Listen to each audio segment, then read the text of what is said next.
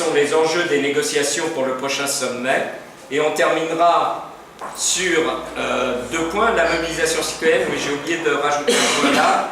J'ai aussi regardé ce qui existait en Tunisie comme prise en compte gouvernementale de la question du réchauffement climatique. Et vous allez voir qu'il y a déjà une histoire de ce point de vue avec des rapports, et il y a notamment un dernier rapport qui est sorti assez récemment, puisqu'il est sorti en 2012, et qui est un rapport, à mon sens, intéressant pour ceux qui s'intéressent à la question. Il est intéressant d'aller le voir.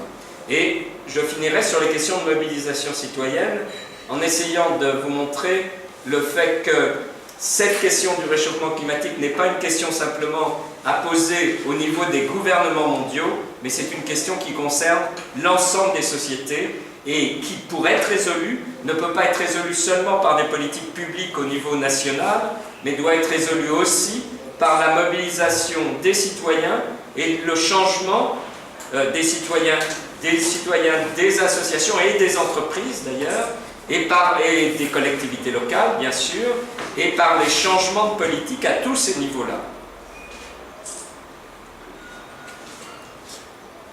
Alors l'effet de serre, qu'est-ce que c'est? Vous avez certainement déjà entendu ce mot-là. Pourquoi effet de serre? C'est parce que l'émission de gaz à effet de serre, dont je vais vous parler un petit peu après de manière plus précise, entoure la Terre et fait que les rayons solaires qui arrivent et qui sont absorbés par la Terre, normalement la Terre les renvoie et les renvoyait dans l'atmosphère. Mais là, la serre de gaz à effet de serre fait que cette chaleur est gardée. Et ça provoque donc un réchauffement moyen de la planète.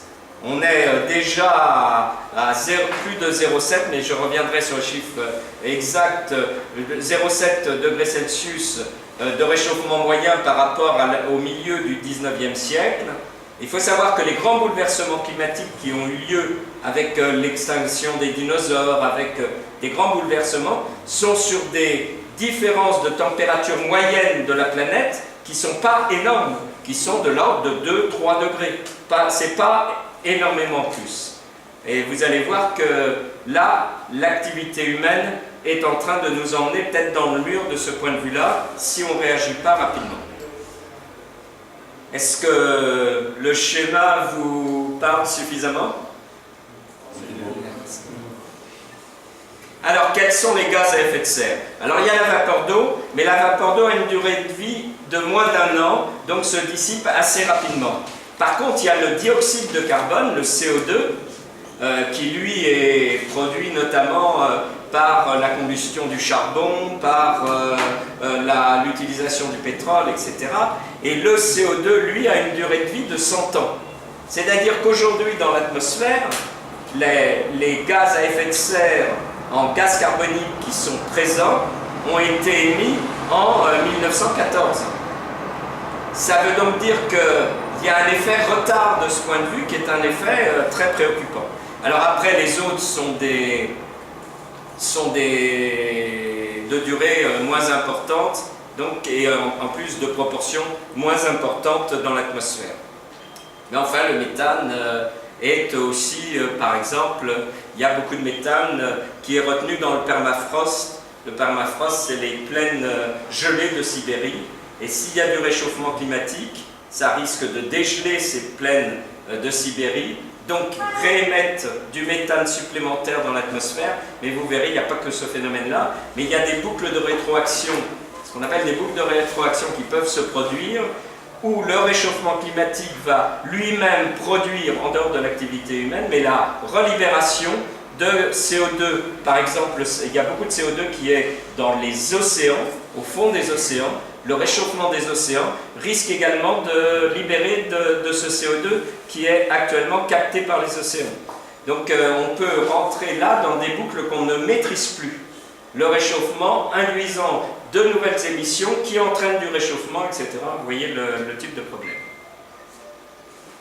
On est suffisamment peu nombreux pour que s'il y a quelque chose qui n'est pas clair, vous m'arrêtiez immédiatement et vous posiez des questions immédiatement. Alors, les gaz à effet de serre sont notamment, pas seulement, mais notamment émis par l'humanité. Donc, les combustibles fossiles, charbon, pétrole et gaz, c'est eux essentiellement qui génèrent d'énormes quantités de gaz à effet de serre. Donc là, vous voyez une répartition d'émissions par nature de gaz.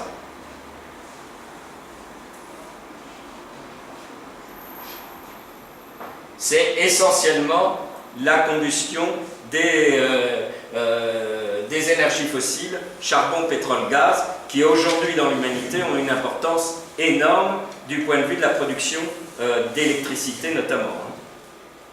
Mais pas seulement, hein, pour le chauffage, etc. Quels sont les pays qui émettent les gaz à effet de serre? Alors, il y a deux choses. Il y a les pays qui émettent aujourd'hui des gaz à effet de serre et il y a l'aspect cumulé, la responsabilité cumulée des pays à la date d'aujourd'hui. C'est deux choses un peu distinctes. Par exemple, la Chine, par chinois, ils émettent 3,8 tonnes d'équivalent carbone. Hein, on calcule ça de cette manière. C'est beaucoup moins que les Américains. Ceci dit, aujourd'hui, les Chinois émettent plus de gaz à effet de serre, le pays, la Chine, que les USA. Pourquoi? Parce qu'il y a beaucoup plus de Chinois que d'Américains. Et donc, voilà. Bon, ce qui est important de voir, c'est là le fait qu'il y a une inégalité très grande dans les émissions de gaz à effet de serre, aujourd'hui encore, mais encore plus quand on va regarder de manière cumulée. Si on regarde ce que les États-Unis, dans ce qui est aujourd'hui dans l'atmosphère comme gaz à effet de serre, ont émis 30%, près d'un tiers. L'Europe, un petit peu moins. L'ex-URSS, 13%. La Chine, 12%. L'Afrique, 2,5%. Vous voyez là que ce sont les pays industrialisés du 19e siècle et du 20e siècle qui sont les grands responsables des gaz à effet de serre présents aujourd'hui dans l'atmosphère. Alors immédiatement, il y a quelque chose qui saute aux yeux et qu'on va revoir ensuite d'ailleurs dans le rapport du GIEC, c'est que entre ceux qui sont responsables de l'émission des gaz à effet de serre, parce qu'ils se sont développés en utilisant les combustibles fossiles, c'est-à-dire c'est l'économie du charbon, puis ensuite l'économie du pétrole. Ceux qui sont responsables de cette émission sont ceux qui vont être les moins touchés par le réchauffement climatique. Et les pays qui sont les moins responsables sont ceux qui vont être les plus touchés. Ça, c'est une première réflexion importante. La deuxième réflexion importante, c'est que l'ensemble des pays et l'ensemble des populations du globe sont solidaires sur cette question-là. Bon, en France, on rigole, enfin, on rigole jaune, parce qu'on disait le nuage de Tchernobyl. Il y a eu la catastrophe nucléaire de Tchernobyl. Le nuage de Tchernobyl n'a pas franchi la frontière. Le gouvernement français avait dit non, on n'a pas été touché. Bon, en fait, le nuage de Tchernobyl avait franchi la frontière et on a maintenant des études qui montrent que des gens, notamment dans la région Rhône-Alpes et en Corse, qu'il y a dans la population plus de maladies dues à ce nuage radioactif. Mais là, sur le réchauffement climatique, c'est encore plus vrai. Aucun pays peut dire « bon, moi je vais être très sage, je ne vais plus émettre de gaz à effet de serre, et du coup je vais être préservé ». Ben non, pas du tout. Parce que c'est en fait l'ensemble de la planète qui est solidaire sur cette question-là. Et donc, il faut avoir des engagements de l'ensemble des pays de la planète. C'est une nécessité pour maîtriser cette question du réchauffement climatique. Alors si on prend maintenant les causes des émissions par activité, là c'est les derniers chiffres qui proviennent du rapport du GIEC, donc je les ai mis à jour.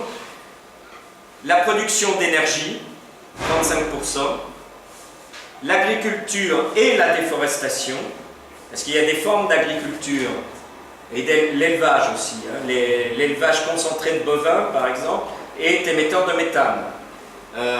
L'agriculture à base d'engrais et à base de labour avec des grosses machines et autres, du coup est émettrice aussi de beaucoup de gaz à effet de serre pour la production d'engrais, pour la production de tracteurs, et aussi parce que le fait de labourer profondément les sols n'est pas forcément l'agriculture la plus responsable, loin de là. les activités industrielles, les transports, le bâtiment. L'autre élément qui est important, qui apparaît là, c'est que les émissions sont en hausse sur la période 2000 à 2010. Donc on n'a pas les chiffres plus récents là tout de suite, mais ils sont en hausse de manière extrêmement importante. Merci bien, c'est gentil. 2,2% d'augmentation par an sur la période de 2000 à 2010. C'est vrai pour l'ensemble des secteurs qui vous sont présentés là, sauf sur la déforestation, où là il y a eu des efforts importants qui ont été faits, et où là, la déforestation joue moins à diminuer dans l'émission de gaz à effet de serre sur cette période. Mais toutes les autres ont augmenté. Alors que, vous allez voir, on y reviendra après, on était dans des périodes où la communauté internationale avait dit qu'il faut commencer à diminuer de manière importante les émissions de gaz à effet de serre. Ben, on a complètement raté, on n'a pas du tout diminué, on continue à augmenter. Alors un premier aperçu, j'y reviendrai avec le rapport du GIEC, mais un premier aperçu, et ça ce transparent-là a été fait en 2008. Mais donc, le niveau des mers va augmenter au minimum, le niveau des mers augmentera au minimum, c'est un minimum, de 1 mètre au XXIe siècle. Si le réchauffement climatique est limité à 2 degrés Celsius. Mais si le réchauffement climatique est supérieur, et là il n'y a plus personne qui pense qu'on peut limiter le réchauffement climatique à moins de 2 degrés Celsius. Ça c'est perdu. L'objectif de 2 degrés Celsius, vous allez voir, est très difficile à atteindre. Mais si on le limite à 2 degrés Celsius, on aura une élévation du niveau des mers de 1 mètre. Vous voyez immédiatement les conséquences humaines que cela peut entraîner en termes de déplacement de population. Ça raye un certain nombre d'États, et il y a notamment une île, l'île de Tuvalu, qui a déjà négocié avec la Nouvelle-Zélande et l'Australie pour pouvoir refaire un petit État dans ces pays-là, parce que l'île va complètement disparaître. Mais c'est aussi toutes les plaines côtières, et alors notamment par exemple au Bangladesh, en Inde, il va y avoir des déplacements. Il y a déjà, parce qu'il y a déjà une élévation du niveau de la mer, mais il y a déjà des déplacements de population importantes. Et alors après, il y a tout plein de plaines côtières, mais en Tunisie, tout autour de la Méditerranée, dans beaucoup d'endroits. La fonte des glaciers va continuer. Elle est déjà très largement commencée. Mais on pense qu'on va être à une fonte des glaciers de 30 à 70% d'ici 2050, et même à 80% dans l'Himalaya. La fonte des glaciers, ça a beaucoup de conséquences. Ça a des conséquences sur l'alimentation en eau, mais ça a des conséquences également sur le réchauffement climatique. Parce que quand les glaciers renvoient vers les grands glaciers, les grandes surfaces de glaciers, renvoient vers l'atmosphère, enfin renvoient la chaleur. Ils ne l'emmagasinent pas. Alors que la Terre, quand le glacier a fondu, la Terre accapare la chaleur, la retient. Bon, des progressions de zones arides, des inondations, des extinctions. On est déjà dans une nouvelle période d'extinction des espèces animales et végétales. Et vous verrez, j'y reviens avec le rapport du GIEC. Le rapport du GIEC prévoit qu'on va rentrer dans une période d'extinction importante. C'est important cette histoire-là. Le patrimoine de... Alors, nos amis latino-américains ont l'habitude de parler de la terre-mère. Et quand ils disent ça, qu'est-ce qu'ils veulent dire? Ils veulent dire que l'espèce humaine est une espèce, l'espèce la plus prédatrice et la plus évoluée sur la Terre, mais elle est solidaire de l'ensemble des autres espèces et de l'ensemble de la diversité, à la fois des espèces animales et végétales. L'appauvrissement de la biodiversité est un appauvrissement qui touche l'espèce humaine également. Bon, alors on peut le décliner de tas de manières, d'une manière déjà toute simple, en disant que c'est du point de vue de la nourriture, ça sera des différents, mais du point de vue aussi des substances médicales, du point de vue, il y a de tas de points de vue, puis ça ça déstabilise des équilibres écologiques, avec des conséquences importantes. Les conséquences humaines, là vous voyez un certain nombre de données. Il y a déjà une famine qui est extrêmement importante dans le monde. D'une année sur l'autre, suivant les récoltes, mais c'est entre 900 millions et 1 milliard d'individus dans le monde qui souffrent d'une alimentation déséquilibrée au point d'en être malades et d'avoir des traces permanentes, et voire même qui risquent la mort par famine. Là, le PNUD, c'est le Programme des Nations Unies pour le développement, ça c'était des chiffres de 2005 qui prévoyaient qu'il y aurait 600 millions de personnes supplémentaires qui souffriraient de la famine.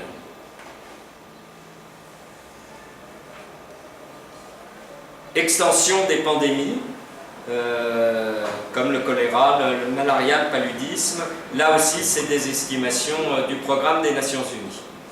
On peut se poser la question derrière, ça c'est plus difficile à évaluer comme ça, et ça dépend de beaucoup de facteurs, et de la capacité de l'humanité à avoir des programmes de solidarité active pour que déjà le réchauffement climatique, avec déjà ses premières conséquences, puisse être supporté par l'ensemble des populations, mais on ne déplace pas des millions, des dizaines, voire des centaines de millions de personnes sans qu'il y ait des conséquences politiques graves.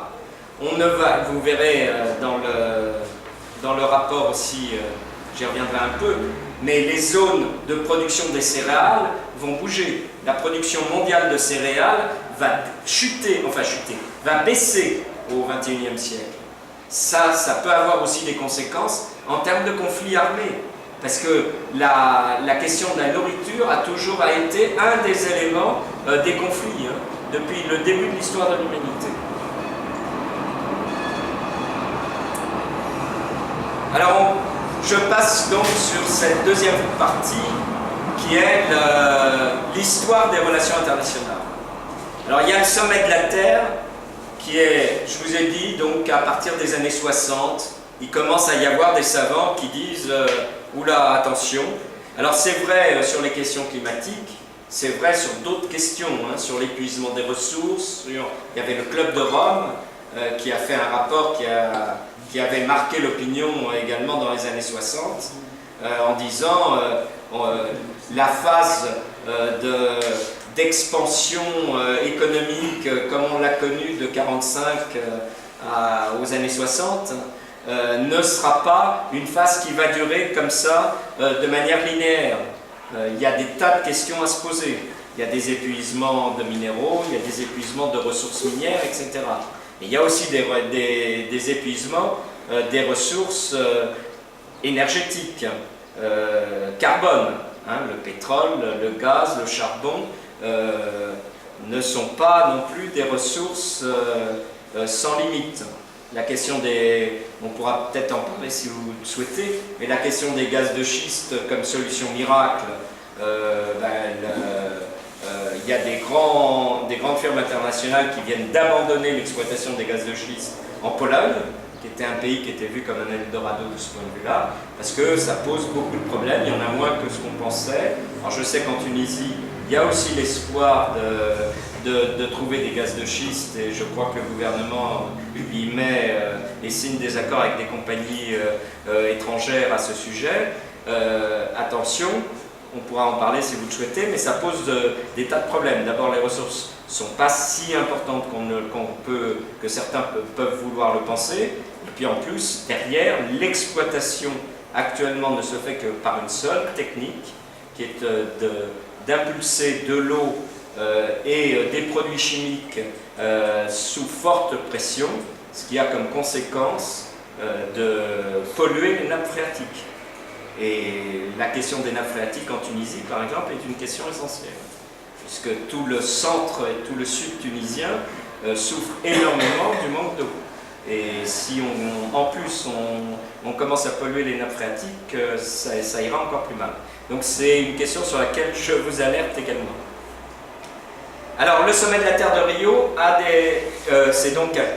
le sommet de la Terre de Rio, comme le protocole de Kyoto, comme les les conférences des parties, dont je vais vous parler après, c'est l'ONU qui en est le maître d'œuvre. C'est donc l'ensemble des pays de la planète. Bon, avec ce que sont les gouvernements des différents pays, mais c'est l'ensemble des pays. On peut considérer qu'aujourd'hui, c'est la structure qui est la plus implicative, enfin celle qui implique le plus l'ensemble des populations du monde entier. Le sommet de la Terre de Rio a reconnu un certain nombre de choses importantes. Il a reconnu le principe de précaution, qu'il fallait être attentif à cette question-là, qu'on ne pouvait pas s'en désintéresser. Il a reconnu ce que je vous disais tout à l'heure. Les responsabilités concernent aujourd'hui l'ensemble des pays, mais l'importance des responsabilités n'est pas la même. Et les pays du Sud, dans toutes les conférences, disent « Vous êtes bien gentils, vous, pays du Nord, vous vous êtes développés avec le charbon, le pétrole, vous êtes responsable des gaz à effet de serre qui sont aujourd'hui dans l'atmosphère, et vous nous dites à nous, soyez sages, ne polluez pas, etc. Mais nous aussi, on a besoin de se développer. Donc, comment on fait? Et là, ça pose des tas de questions. Ça pose la question des fonds de développement. Or, vous savez qu'avec la crise économique, déjà qu'ils n'étaient pas très hauts, mais ils ont plutôt tendance à baisser, les fonds d'aide des pays du Nord vers les pays du Sud. Et ça pose la question aussi du transfert des technologies.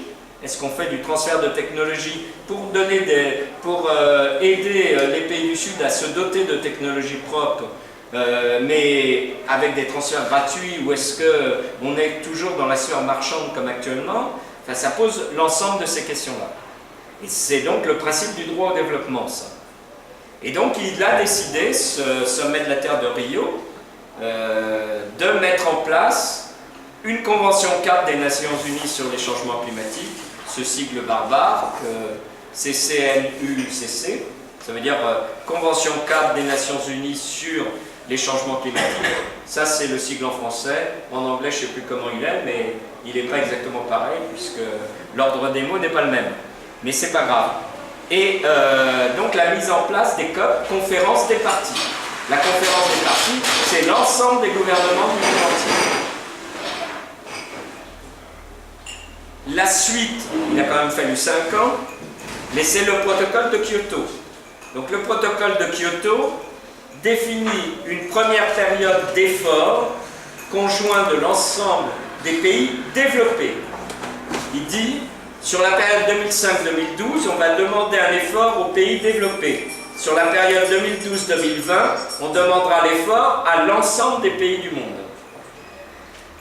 Ce protocole donc on définit des objectifs différenciés par pays.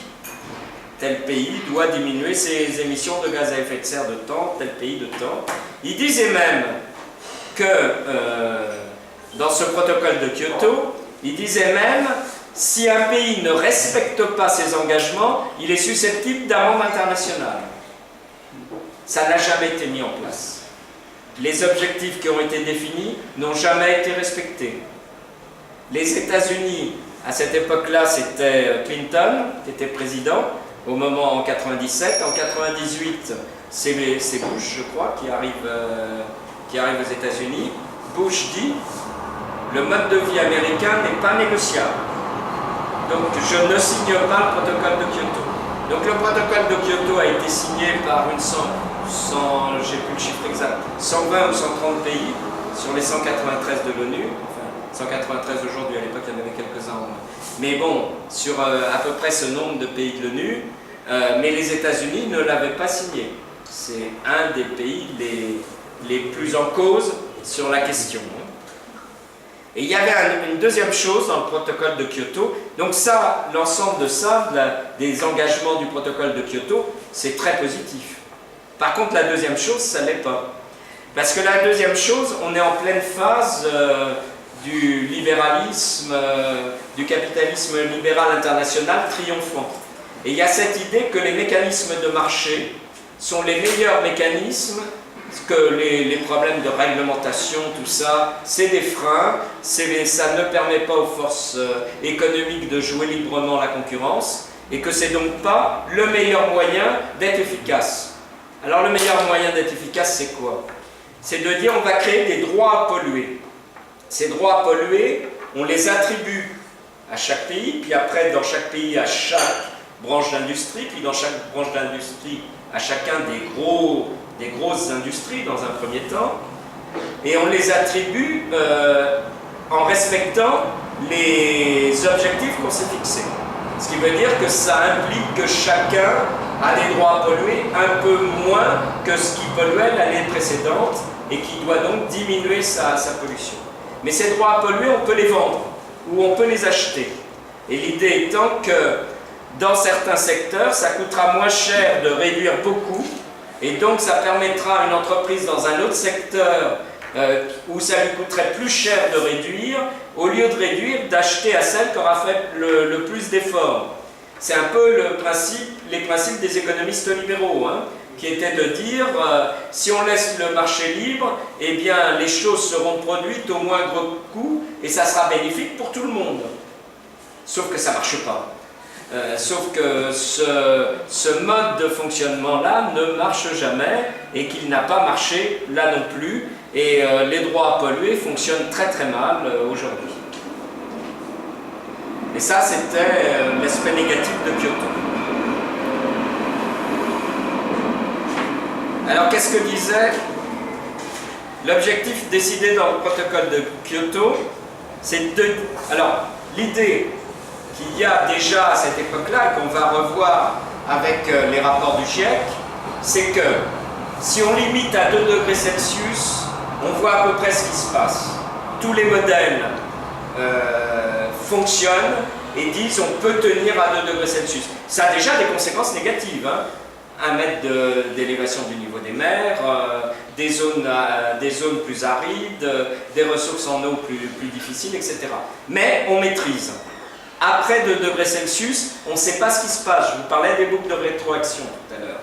Le permafrost sibérien qui dégèle, les océans qui se réchauffent et qui libèrent plus de CO2, donc le méthane du permafrost sibérien, tout ça augmente encore plus les gaz à effet de serre et a encore plus de conséquences sur le réchauffement climatique. On entraîne du supplémentaire. Donc on a travaillé sur cette idée de comment faire pour limiter à 2 degrés Celsius l'augmentation. Donc, divisé par 4, de 4 à 6, il laissait des marges. D'ici 2050, les émissions globales de gaz à effet de serre. Ça va dans le 2 degrés. C'est 2,7 de diminution par an. Ça, à partir de 2000 à peu près. Je vous ai dit tout à l'heure, on est à 2,2 d'augmentation par an. Donc on prend du retard, on accumule du retard. La croissance économique est corrélée aux émissions de gaz à effet de serre. Par exemple, 2,5 de croissance économique exige, si on veut rester à émissions constantes, de diminuer de 5% supplémentaires les émissions de gaz à effet de serre. Donc, il faut prendre en compte aussi ces paramètres-là. Ça rend encore plus complexe le problème. Concrètement, c'est revenir au niveau de vie énergétique du début des années 60. Alors c'est pas bien écrit là, il faudra que je le modifie. C'est revenir à la consommation énergétique d'énergie à base carbone des années 60. Ça veut donc dire à la fois trouver donc avec des consommations et des modes de vie différents, donc être plus sobre dans la consommation énergétique, mais à qualité de vie équivalente, mais en trouvant des modes plus sobres. Par exemple, ça veut dire dans les pays comme la France, ça veut dire avoir une politique d'isolation des bâtiments beaucoup plus importante pour diminuer le chauffage, qui est le chauffage des logements est un facteur important d'émissions de gaz à effet de serre. Ça peut vouloir dire avoir et favoriser dans l'agriculture des modes d'agriculture différents. Ça peut avoir, donc, c'est favoriser des transports collectifs plutôt que le transport par voiture. Donc, dans les grandes métropoles urbaines, c'est une question essentielle hein, de ce point de vue. Bon, voilà, c'est des choses de ce style. Et c'est également, bien sûr, remplacer les énergies à base carbone par des énergies renouvelables, des énergies propres. Donc je passe à la troisième partie, et peut-être une pause. Les deux premières parties sont claires. Vous n'avez pas de questions? Je vous assomme ou je vous intéresse? C'est alarmiste. C'est alarmiste, mais je veux